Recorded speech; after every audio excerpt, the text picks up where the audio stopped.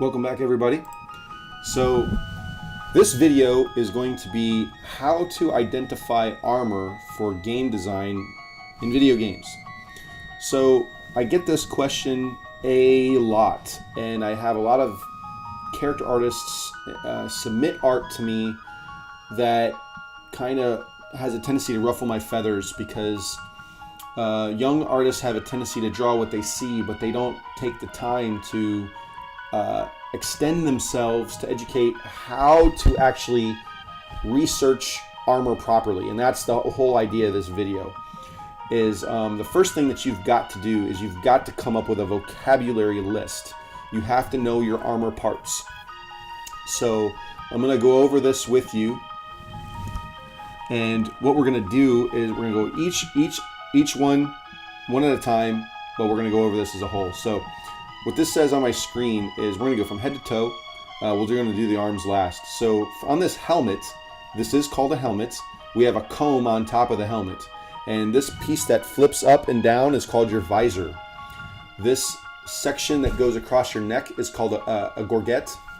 You have the breastplate, you have the placards, you have the fold, you have the tasset, which are these areas that hang over the thighs. Okay, this is a cuisse. It's I hope I'm pronouncing that right in French. Cuisse. You have the Paulin or Pauline, and then you have the fan plate in the back. You also have the Greaves and the sabaton. You also have on the arms, okay, starting at the shoulder, you have this pauldron. You have a cotter. You have a this rear brace, okay, which is actually, I should have named it pauldron, rear brace, cotter, vembrace, and then gauntlet. So there are 4 parts to the arm. Whoop, I apologize. Keep and don't ask. Okay, so let's go over each part one at a time. So this is a knight's helmet, okay? And this fan on top of the head is known as the comb.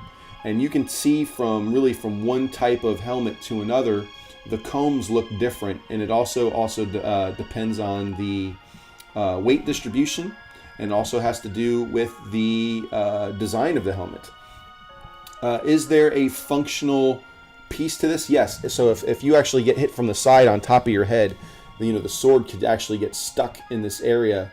If your head is low and you're trying to keep your guard up, right, you want to walk upright and expose all of this. Not a good idea. So this area will actually protect your head. So next section, we have the helmet itself. And so, going back, I almost forgot. Part of the reason why I'm doing this in Google is to actually give you the vocabulary of what to search up so you can have a diverse and robust understanding of how this armor is dealt with. So we have knight, helmet, comb. You can also type in Roman. You can type in Seleucid. So there's all or Seleucid. Sorry, there's all different kinds of governments and histories in the world. You type in what kind of government you're looking for. So English, helmet, comb. That would work out fine. So English knight's helmet, German knight's helmet. You're going to get a different set of results. You can get, so this is, I think this is typically a German helmet. You can type in Scottish helmet. You can type in Viking helmet, and you'll get different results. You can also type in the type of visor that you want.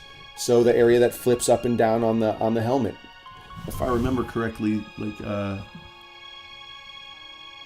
no. Yeah, it's not here. I was actually looking for Heath Ledger's from one of his movies. Oh, that's cool. I actually put down a motorcycle visor in here too. That's pretty dope. And why not? It's a visor, right? Okay, so let's move on. So, a gorget, or gorget, however you want to say it. It's in French. I'm fairly certain it's gorget. So, this area is actually designed to protect the neck. It is a 2-part assembly. Typically, there's a front plate and a back plate. So this is just a front plate, of course. This is actually being assembled from side to side. So there's a left side and a right side, and it gets stitched down the middle. Here's another. I've seen them on a hinge, so you can actually updo a clip and take it all off. It's 2 pieces, but it's on a hinge. Here's another nice one here. What else do we have? We have a breastplate. Let's go over to images. breastplate. Typically, the breastplate is broken down into two parts. You have the upper breastplate and the lower placard. And the idea of having it in two parts is so you can actually bend and flex. Most of these, as you can see in the old ways of doing things, it was like super, super stiff. It was one piece. And, you know, like looking at Boba Fett's armor over here. Oh, this is upgraded. Oh, this is Roman. My bad. Boba Fett's looks pretty similar to this, but this will allow you, these double placards here will actually let you bend and flex and move and twist and all that kind of fun stuff. Okay, so I know Boba Fett's is in here somewhere. But look it up for yourself. Let's move on. Placard. Placard's the lower part of the breastplate. So here we go. This is a nice example. This copper section, and you have the upper section. Okay. See if I can find. Here's another good example. This placard right here. Okay, this is a fouled. This is the next part. So let's type in armor. Okay, so as you can see, this fouled is it comes with the belt and the fouled piece. And these over here are your tassets, okay? And yes, many armorers will make it as one piece, so you don't have to, you know, assemble more than one at a time. But, you know, what if you want to upgrade these? What if they start out with just this one plate, and then you add more later? So, there you go. Here's another different version of the fouled. Tasset has to do them dangly things on the sides of your thighs. Okay, and it's supposed to be an offer leg protection. Here's a smaller one, believe it or not. Right here, these tassets.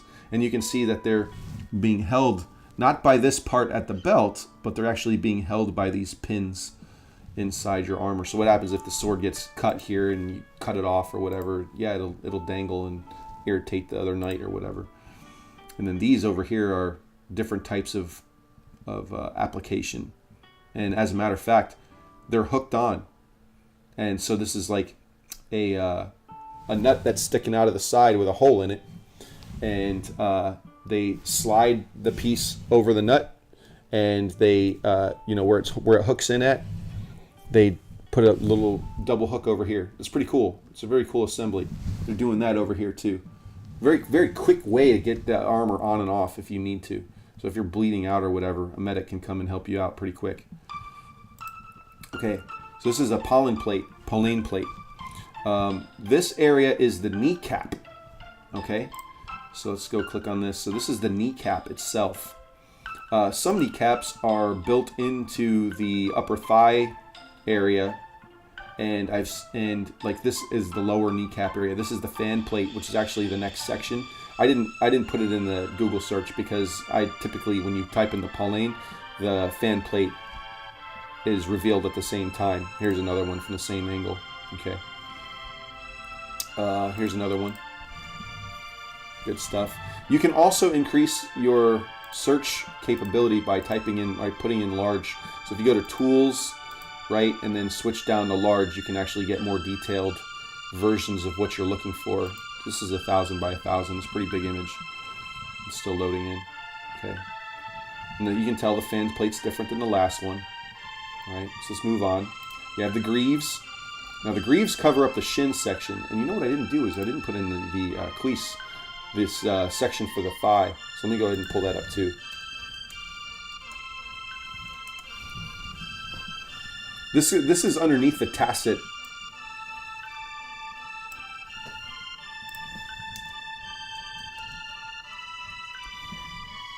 Okay, cuisse. So this is the thigh plate right here. And then the Pauline is on top of it, right? All of this stuff in here. Now this set of armor is actually pretty interesting because it's all built as one piece, and that's pretty dope. And so it's just being basically held together by different straps. Now you'll also notice that most armor is not going all the way around the character, right? And if that's the case, you got to put them on like pants. Like you have to put, you know, your leg down the whole tube, which is oh, I thought this one might be it, but it's not. About this one? Nope. You have to understand, like back in the day, you'd have to be pretty pretty darn wealthy to afford armor that goes all the way around your leg. Like, these were very, very, very expensive. It was, you know, all handcrafted and all beaten out of metal. And so the objective was to never let anybody get behind you, right? That's yeah. See, even this 3D model, there's no armor in the back, so you're very vulnerable in the back side of your person. Okay, moving on. We had talked about the Pauline. We talked about, okay, here we go, the Greaves. The Greaves have to do with the shin coverings.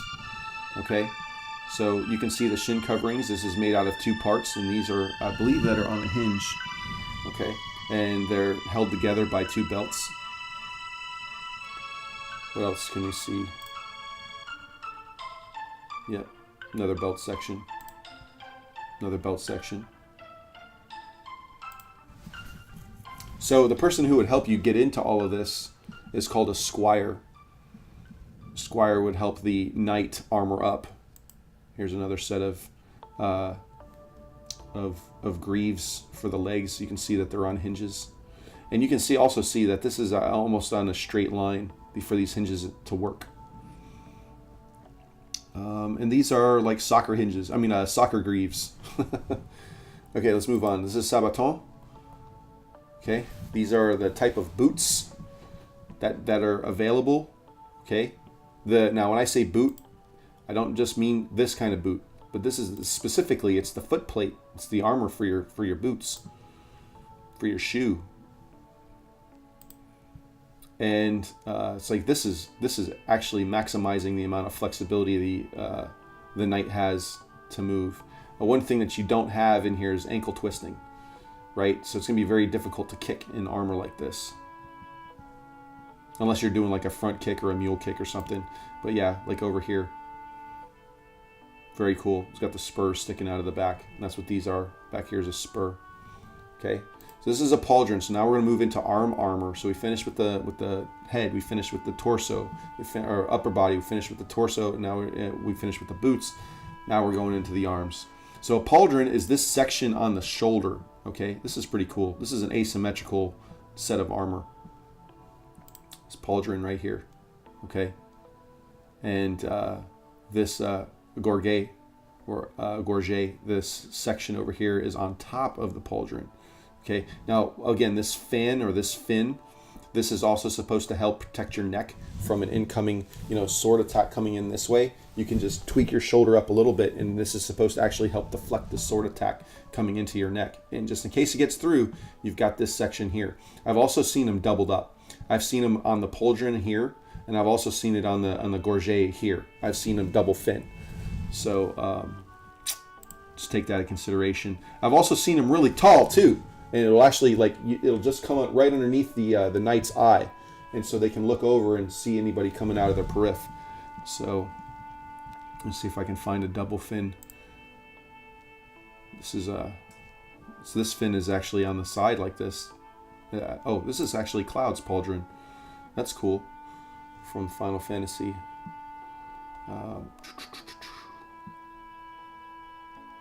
This one actually doesn't have a fin on it at all. This is for more of like a jousting set. So this is on horseback. And for people who favor their right arm, their left shoulder is out in front. So this is actually offering massive protection. But you have to understand, you have no flexibility. You're not going to be able to do all of this. And that animation should reflect that. Okay, so let's move on. I couldn't find the double fin that I was looking for. That's pretty dope. Pauldron the Bull of Doom.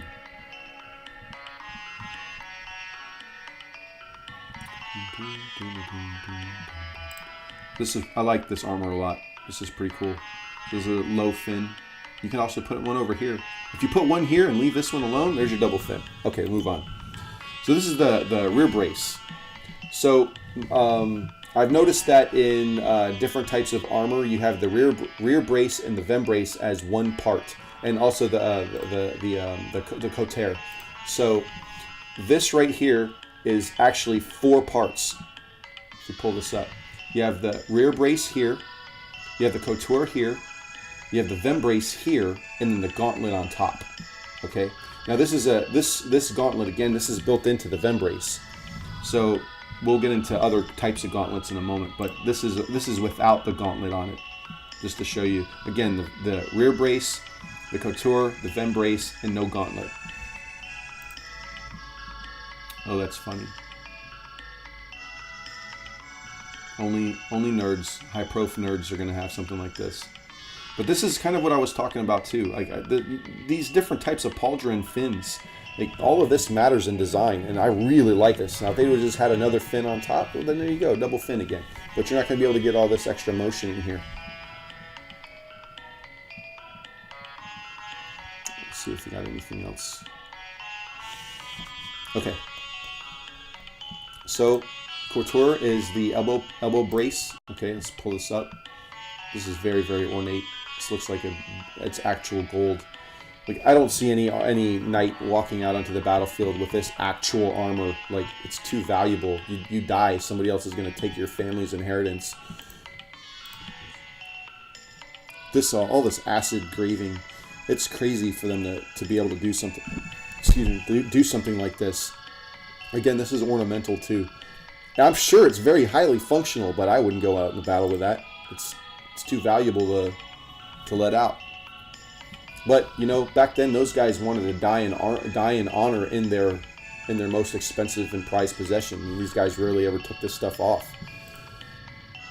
So, you know, it was like the Wild West. Everybody was going to die at the slap of a glove. Okay, so, and then the gauntlet. The gauntlet has to do with covering your hands. Yes, that is Thor's Infinity Gauntlet up here. But so these would slide right over top. Excuse me, right over top of your vem brace. And there you have it. That is European armor from the front to the beginning. I mean, from the front to the end. I hope you learned something. I hope this was valuable to you. And at some point, we'll do an armor video on samurai armor. Shalom.